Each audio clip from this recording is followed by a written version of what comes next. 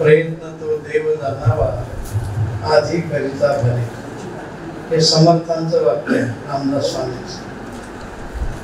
जीवनामध्ये यशस्वी होण्याकरता जिद्द, चिकाटी, आशीर्वाद, ज्या क्षेत्रामध्ये काम करतो त्या क्षेत्रामध्ये अतिशय निर्हेतुकपणे काम करत राहिलं की यश आपल्या पाठीमागे पडत राहत.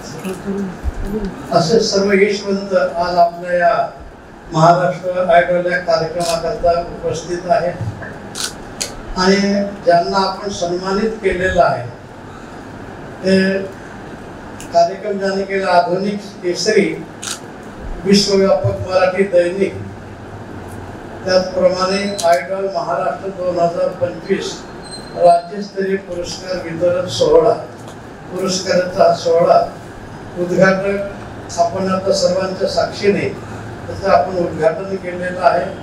आणि सुप्रसिद्ध कवी आता ज्यांचं वर्णन आपल्या भोजी गोरे साहेबांनी केलेलं आहे, नाव चांगलं आहे, इंद्रजित भालेराव. इंद्रजित भालेराव आपल्या लक्षात येत राहत. मला एक महिन्यात माणसं बोललो साहेबांशी, 2 महिन्यापूर्वी मोबाईलवर एक कविता त्यांनी दाखवली, ऐकल्यानंतर एक वेगळ्या अवस्थेत 2 वर्ष जात असते. त्याचप्रमाणे अध्यक्ष श्री वसंतराव मुंडे साहेब, कार्यक्रमाचे प्रदेशाध्यक्ष महाराष्ट्र राज्य पत्रकार संघ श्री प्रशांत तारगे आणि उपाध्यक्ष शावनी परिषद छत्रपती संभाजीनगर, आयोजक डॉक्टर प्रभुजी गोरे साहेब आणि संपादक दैनिक केसरी, उपस्थित सर्व पुरस्कारार्थी पत्रकार बांधव आणि सर्व देशप्रेमी ईशप्रेमी आता भगिनी, हा कार्यक्रम आपला अतिशय मंगलमय कार्यक्रम आहे. खरं म्हणजे या कार्यक्रमामध्ये आम्ही नवीनच आहोत. आता प्रत्येकाने आपापल्या क्षेत्रात असं झोकून द्यावं, जे करायचं ते समाजाकरता, राष्ट्राकरता, दीनदुबळ्याच्या हिताकरता.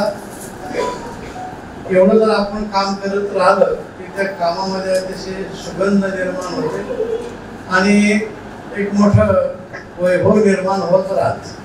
आज व्यासपीठावर उपस्थित आपले सर्व मान्यवर, त्यांचं संपूर्ण महाराष्ट्र देशभर त्यांच्या कार्याची, त्यांच्या बुद्धी कौशल्याची ज्योत पेटलेली आपल्या सर्वांना प्रकाशित करून राहिलेले आहे.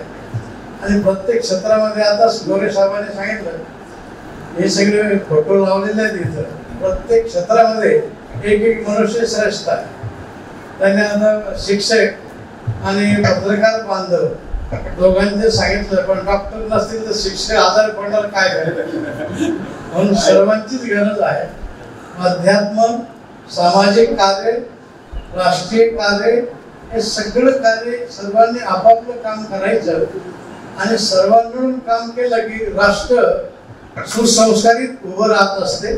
म्हणून आज आपल्या देशाची जगामध्ये जी किंमत आहे आपल्या संस्कारामुळे आहे, आपल्या संस्कृतीमुळे आहे. हे आपण सर्व जपलेलं आहे. केवळ कीर्तन करून देवाची पूजा करून आपल्याला सर्वांच्या जवळ जाता येत नाही. आणि केवळ आपण पत्रकारितेचा विचार केला, शिक्षणाचा विचार केला तर समाजाच्या अंतःकरणाचा ठाव घेता येईल. समाजाच्या अंतःकरणापर्यंत जाण्याकरता अध्यात्माचं फाउंडेशन, समाजाच्या बाह्य सेवेकरता आणि त्यांचं सर्व लक्ष एक देश प्रेमाकरता केंद्रित करण्याकरता हे सगळे आपल्याला क्षेत्र लागतात. सर्व क्षेत्रातले सर्व धुरंधर मंडळी या ठिकाणी आहेत. आज त्यांचा सन्मान आहे आणि किती दूरदूरून आपण आलेला आहात. चंद्रपूर म्हणजे महाराष्ट्राचं टोकच आहे. सगळ्या महाराष्ट्राच्या कानाकोपऱ्यातून आपण आला. ज्या ठिकाणी आपण आलात एक 50 वर्षापूर्वी, 60 वर्षापूर्वी इथं माणसाला यायला भीती वाटत होती. माणसाला म्हणण्यापेक्षा चोराला यायला भीती वाटत असेल वेगळं झालं. एकदम असे घोडे रस्ते नव्हते, काहीच नव्हतं. परंतु श्री समर्थ सद्गुरू किशनगिरी बाबा, आपण दर्शन घेतलं, समाधी त्यांची आहे. हे बाबांच्या तपश्चर्याचं फळ आहे. बाबा आदिवासी समाजामध्ये लिहिता वाचता काहीच येत नव्हतं, परंतु साधी घोडी भक्ती करून भगवान दत्तात्रयाला प्रसन्न करून घेतलं आणि समाजाकरता काहीतरी केलं पाहिजे म्हणून भगवान दत्तात्रयाला इथं स्थानापन्न केलं.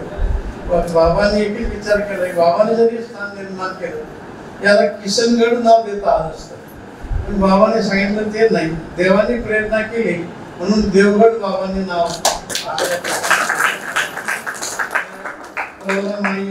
आणि गोदावरी माता 1-2 किलो 3-4 किलोमीटर तिथं संगम आहे, असं हे सुंदर स्थान निवडलं. आणि बाबांनी कधी कुठल्या धनिकाला आपल्या आड घातली नाही किंवा आपलं वजन टाकलं नाही, कोणालाही नाही. ज्यांनी प्रेमाने काय ते बाबा माधुकरी म्हणायचे, प्रेमाने दिलं असेल त्याच्यावर सगळं झालं. आता आपण सर्व फिरून आलेलं आहात, खूप मोठे धनिक मंडळी आले, त्यांनी एवढे लाख दिले, एवढे दिले, तसं सगळ्यांच्या पैशातून बाबांनी सगळं उभं केलं. आणि त्यांच्याच पाठीमागे आम्ही आमचे सर्व भक्त मंडळ काम करून राहिलो. जे सगळं उभं दिसते त्यांच्या संदेशाप्रमाणे, त्यांच्या आशीर्वादाप्रमाणे आहे. आता मग अशी गोरे सरांना सांगितलं, मोठी मोठी मंडळी आली, ते आता 5 स्टार हॉटेलमध्ये सगळे राहणारी मंडळी असतात. खरं म्हणजे वनवासच आहे त्यांना, म्हणजे आता एसी वगैरे सगळं, एसीमध्ये आपण अवश्य राहा, परंतु कधी कधी तुम्हाला त्या एसीचा त्याग करावाच लागणार. एसीने माणसं बरोबरही राहतात, पण अति चिघडूनही जातात. आरोग्य चांगलं ठेवण्याकरता आपल्याला थोडं कुठंतरी उन्हाची चटकी लागली पाहिजे, थोडं घाम गळला पाहिजे, पावसात भिजलं पाहिजे, थंडीत सुद्धा आपण कुठेतरी गारठलं पाहिजे. निसर्गाच्या सान्निध्यात सदैव जरी नाही राहता आलं तरी कधीतरी निसर्गाच्या सान्निध्यात आपण राहणं हेच आपल्याला एक कार्यक्रम शिकवतात. आपल्या इथं बरेच भक्त मंडळीचे सगळं असते तक्रार, एसी नाही. आता आम्ही आमचा कमीपणा सांगतो तुम्हाला, आम्ही मुद्दाम म्हणून एसीच्या भानगडीत पडत नाही. अति सोय केली की माणसं देव विसरून जात असतात.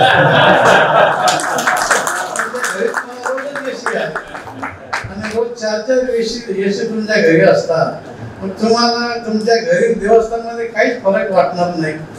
थोडीशी जाग आली पाहिजे, आपल्याला काय जागा होती ती एसी नाही, घाम गळून जाणार, म्हणून दुःखही आपल्याला कळलं पाहिजे. मग साने गुरुजीचे शब्द नाव काढल्यावर समाधान वाटलं मला. दुसऱ्याचं दुःख आपल्याला कळलं पाहिजे, आपलं सुख दुसऱ्याला देता आलं पाहिजे. आपल्याला फक्त दुसऱ्याचं सुख गिरवून घेता येते आणि आपलं दुःख दुसऱ्याला टाकता येते. ही महानता नाही. ही सगळे आपण जे सगळे प्रत्येक क्षेत्रामध्ये मोठी मंडळी आहात, याचं एकच कारण आहे, आपण आपल्या कार्याशी एकरूप आहात. आरोग्य खातं असेल, शैक्षणिक असेल, सामाजिक खातं असेल, अनेक सेवेचे सगळे काही आपल्या संघटना असतील, खूप आपण चांगलं काम करून आहात. हे केलंच पाहिजे. हिऱ्यावरचे पैलू आहेत. हिरा नुसतं जर आणला तर तो असा कसा तरी दिसत, पण त्याच्यात पैलू जर पाडले तर कोणत्याही बाजूला पातो चमकत राहणार आहे. तसे हे सेवेचे हिऱ्यावरचे पैलू असतात.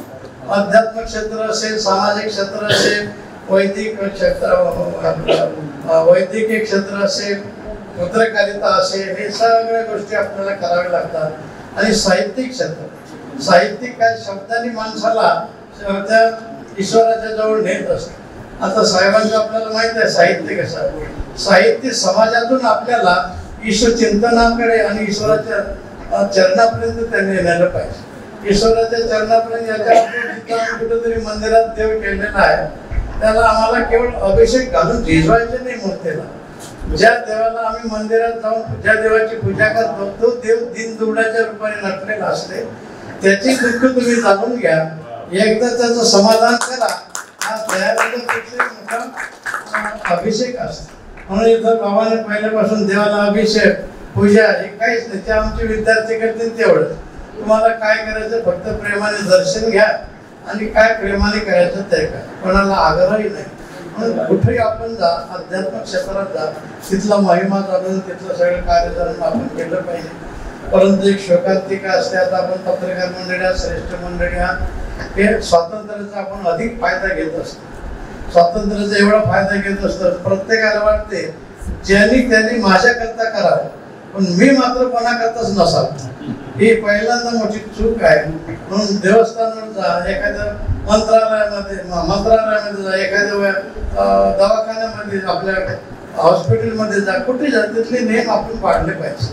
आपण काय करतो, दुसऱ्या परकीयाचं कधी कधी विनाकारण काहीतरी बोलत असतो. आपण मस्जिदीमध्ये गेलं की तिथले नियम सगळेच लहानापासून मोठ्यापर्यंत पाळत असतात, चर्चमध्ये गेले की सर्व नियम पाळत असतात. पण आपल्या हिंदू धर्मामध्ये माणसं हे कशाला हे कुठं असं करून उपयोग नसते.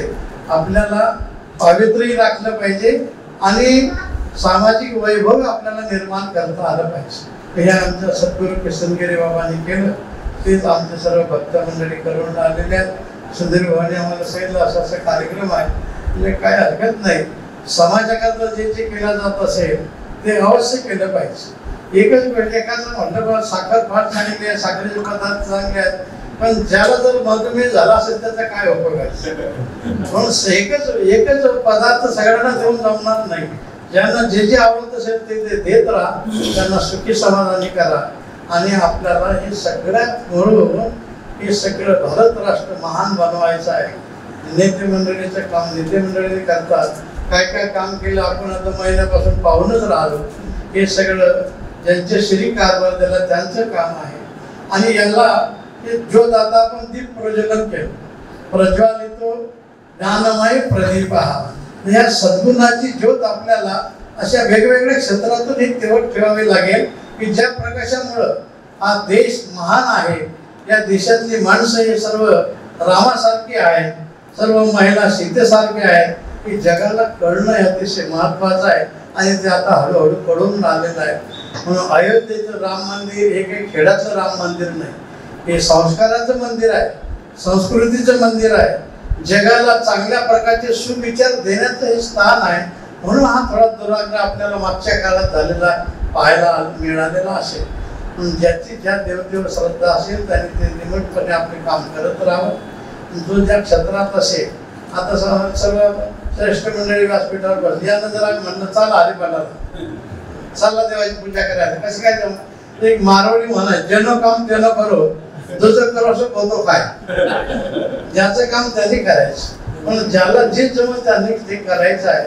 पत्रकारिता आपली आहे, सगळं आहे. एखाद्या जवानाला सांगितलं तुम्ही काय एखाद्या पत्रामध्ये लिहितो शकता, त्यांना नाही जमणार. ते रात्रंदिवस आपल्याकरता थंडी वारा पाणी समोरच्या जो अदृष्ट व्यक्तीच्या सगळ्या गोळ्या सुद्धा सहन करून आले. माझा देश अबाधित राहावा याच्याकरता जवान तीर्थ धारा तीर्थी पडतो. त्यांना जर आपण म्हणतो चला हरिपाठाला, चला आमच्या काकड्याला, तर जमणार नाही. त्यांचं काम त्यांनी करावं, आपलं काम आपण करावं. म्हणून बहुसंख्य हे सगळे फोटो लावलेले आहेत. प्रत्येक क्षेत्रामध्ये आपण श्रेष्ठ आहात, धुरंधर आहात आणि आपल्या क्षेत्रामध्ये आपण असंच काम करत राहावं. आपलं कौतुक हे नाही, व्यक्तीचं कौतुक नाही, आपल्या गुणाचं कौतुक आहे. आणि या गुणाच्या कौतुकाकरता हा आजचा पुरस्कार आहे. पुरस्कार मागाशी आपण ऐकलं, पुरस्काराने काही मनुष्य मोठा होत नसतो, ते मिळतच असतात. पुरस्कार मिळाले म्हणून खूप खूप काही झालं. बरेच वेळेस म्हणले राष्ट्रपतीकडून आम्हाला पुरस्कार मिळाला आणि म्हणले कुठे त्यांचा सन्मान करायचा आम्हाला, ते म्हणले जरा कार्यक्रम करून पडले. मग काय उपयोगायचा? पुरस्कार मिळाला म्हणजे तुमच्या सद्गुणाला पुरस्कार मिळालेला आहे आणि तुमच्या सर्व गोष्टीला पुरस्कार मिळालेला आहे. पुरस्कार मिळाल्यानंतर फार मोठी जबाबदारी येते.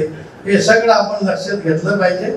आज ज्या मान्यवरांना आपण पुरस्कार दिला, आम्ही त्यांचं अभिनंदन करतो. एवढ्या सगळ्या कष्टातून आपण आला, इथे येण्याची एवढी व्यवस्था नाही, राहण्याची मध्यमच व्यवस्था आहे, की फार VIP व्यवस्था नाही.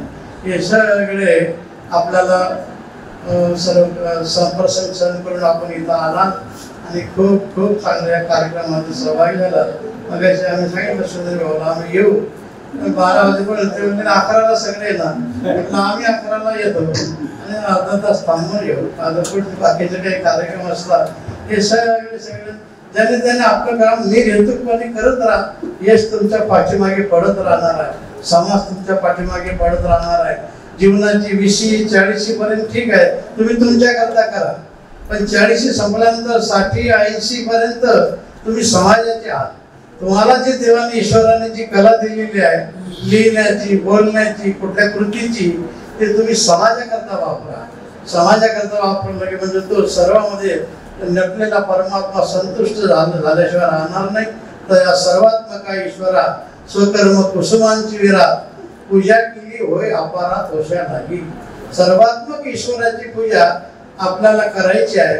देवळातल्या देवाची तर अवश्य करायचीच आहे, पण तेवढं समाधान मानायचं नाही, सर्वात्मक ईश्वराची पूजा करायची संतांनी सांगितलं आणि ते आपण वेगळ्या वेगळ्या क्षेत्रातून करून राहिलेले आहात. कोण कोण करते त्यांचे फोटो आपल्याला दिसून आलेले आहेत. हे सगळं आम्ही सगळ्यांचं अभिनंदन करतो. व्यासपीठावरचे मान्यवर आपलं कौतुक करण्याकरताही आले आणि आपला सन्मान स्वीकारण्याकरताही आलेले आहेत. त्यांचे आम्ही अभिनंदन करतो. कार्यक्रमाचे जे आयोजक आहेत त्यांचे अभिनंदन करून शब्दास विराम देतो आणि आपल्या सर्वांची आम्ही थोडीशी परवानगी घेऊन पुढे मधून आम्ही आपली परवानगी घेतो. सर्वेत्र सुखी न संतु सर्वे संतु निरामया सर्वे भद्राणि पश्यन्तु मा कश्चित् दुःखमाप्नुयात्.